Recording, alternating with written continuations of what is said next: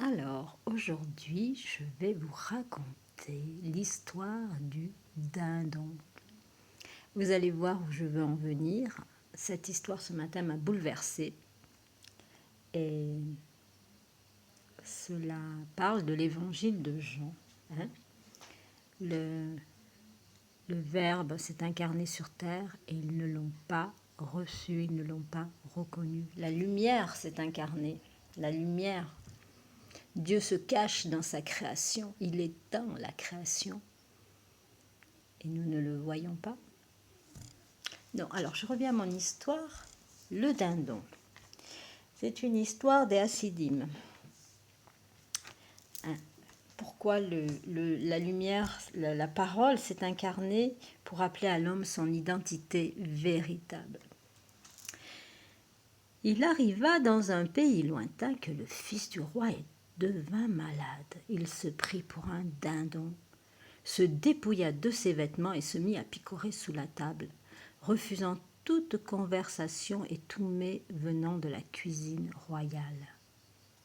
Le roi, au comble de la douleur, convoqua tous ses sages, médecins, astrologues, pour qu'ils le délivrent et le guérissent. Les mois passèrent, aucun ne trouva de remède. Un jour, un homme apparut à la cour. Il demanda au roi. Vous vous rendez compte? Un jour, il s'incarna sur terre. Non, ça c'est moi qui rajoute. Un jour, la lumière est venue sur terre. Si vous le voulez bien, je tenterai quelque chose pour votre fils. Après avoir reçu l'acquiescement du roi, à la grande stupéfaction de tous, on vit cet homme se dépouiller de ses vêtements et nu, il se mit à picorer comme un dindon sous la table. Quelle beauté!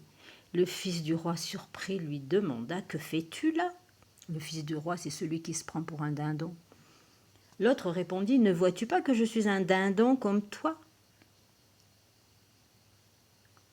Le Seigneur, le Fils de l'homme. C'est magnifique. En entendant les gloussements du vieux sage, le jeune homme fut rassuré.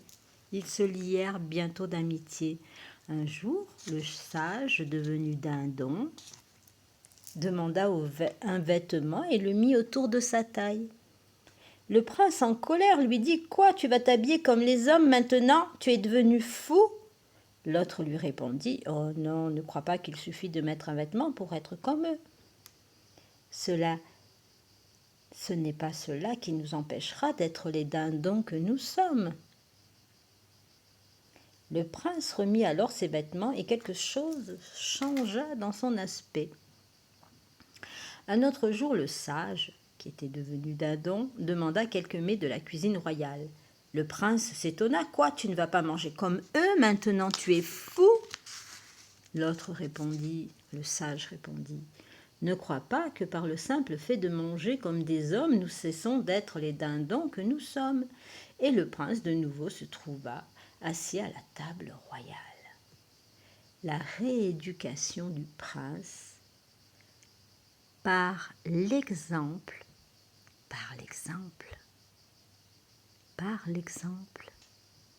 continua encore quelque temps jusqu'au jour où il se souvint de son nom et de son identité.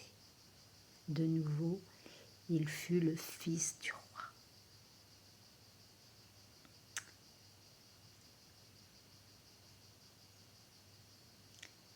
Jésus s'est incarné sur terre, s'est dépouillé de sa divinité, il s'est fait semblable aux hommes, il leur a montré qu'il était capable d'intelligence et d'amour, il leur a montré qu'ils étaient capables d'intelligence et d'amour sans cesser pour autant d'être des hommes. Avec patience, il a tenté de leur révéler quelle était leur véritable identité. Quelques-uns se sont souvenus, ils n'étaient pas seulement engendrés de la chair et du sang, ils étaient fils de Dieu.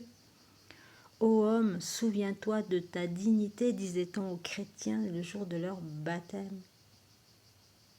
Le Verbe a pris chair, il a fait sa demeure parmi nous. Littéralement, le Verbe a fait sa jeunesse dans la chair.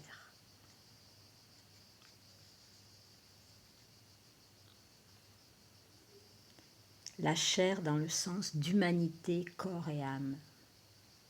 Basar. Basar étant indissociable de la nefesh, de l'âme. C'est aussi un synonyme d'Adam. Le terreux, le logos s'est fait Adam. Le verbe s'est fait Adam. L'incréé a pris glaise. L'Éternel est entré dans le temps.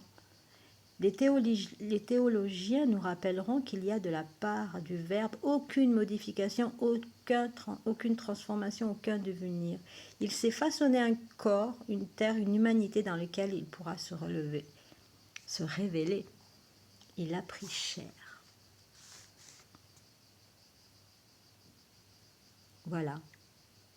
En fait, la beauté du Messie, c'est qu'il a pris chair.